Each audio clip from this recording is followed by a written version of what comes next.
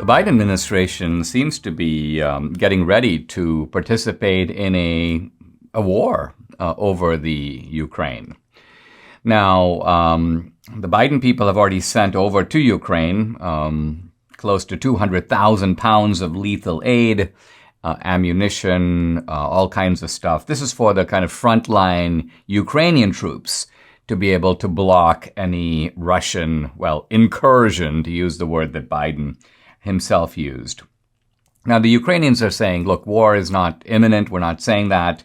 But there's no question that there is a big Russian buildup on the Ukraine border, 100,000 troops. In fact, that's almost the exact number that the Russians used decades ago to invade Afghanistan. But what is Russia's objective here? What are they trying to achieve? According to the intelligence agencies from Britain, and Britain generally has better intelligence than the United States. That's partly because I guess they maybe aren't as woke as we are in the CIA. But another reason is that, of course, Britain is closer to the scene of the action, and by and large, and this goes back decades, French intelligence, British intelligence tends to be a little bit more on the money than U.S. intelligence. Anyway, the Brits think that Russia is not trying to occupy Ukraine in a kind of conventional military style, but rather to replace the Ukrainian government with a government that is entirely pro-Russian, pro-Putin. The party they have in mind is a small party called Nashi, which is so small it has no seats in the Ukrainian parliament. But those are the guys that the Russians want to install. I mean, think of the way that the Soviets installed, for example, Jaruzelski. He was kind of a puppet in Poland. This is evidently Putin's playbook in a new situation. Now, the problem with the Ukraine, I think, is that we should have not gotten ourselves in a situation where our enemies have become so emboldened.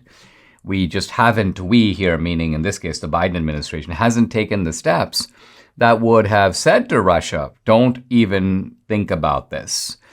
Here's China taunting us at the same time. China flies dozens of warplanes near Taiwan.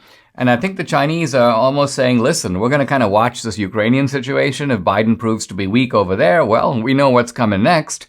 Because if he doesn't have the appetite to block Ukraine, he's certainly not going to have the appetite to block Taiwan. And Biden, let's remember, could have had sanctions against Russia, sanctions that were in place under Trump. I mean, here's the irony. Trump is supposed to be this great pawn of Russia, Putin's man in the White House, yet he imposes sanctions on Russia. He blocks the Nord Stream 2 pipeline. Biden comes in. And Biden here is compromised every which way. I mean, let's remember he's been taking money from Russia. He got a big check from a woman in Moscow. Biden has been getting money from the Ukraine. Let's remember his son was sitting on the Burisma board, the board of a Ukrainian energy company, and collecting $50,000 a month for him and more for and same amount for his partner. Biden was also got a prosecutor fired who was looking into Biden's dealings in the Ukraine and boasted about it. So all of this is the essential backdrop to realize that I think from the point of view of the Russians and the Chinese, not only is Biden weak, that would be bad enough. That would be Biden is another Jimmy Carter. He's a nincompoop. He doesn't have the backbone. It's also that Biden is compromised. Biden is corrupt. Biden is a guy that we can buy off. And let's remember, it's been part of the strategy of great powers. The Chinese are like masters at this.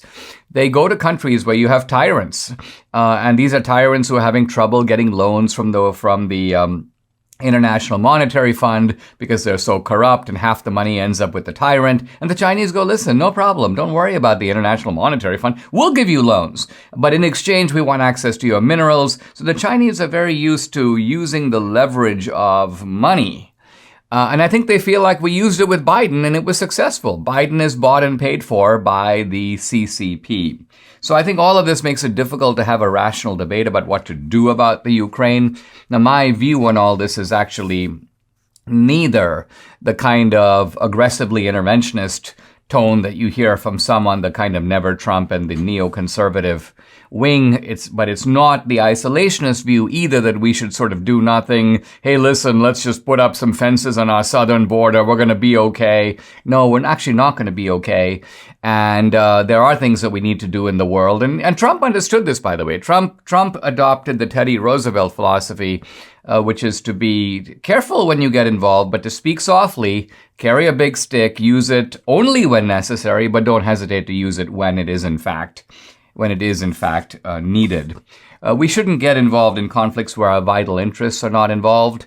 At the same time, we have tools, we have diplomatic tools, we have sanctions, we have other ways in which we can, not only alone, but with our allies, impose severe penalties on countries that they care about. Russia cares about economic sanctions. China cares about its economy. In fact, its economy is the driving force of its ambitions. If the Chinese economy was in danger of being wrecked, the Chinese would think twice, not just about invading Taiwan. They would think twice about a lot of things that they're doing in the world. So there are opportunities for the Biden administration to do reasonable things. But of course, this being Biden, we cannot count on the Biden administration doing any of them.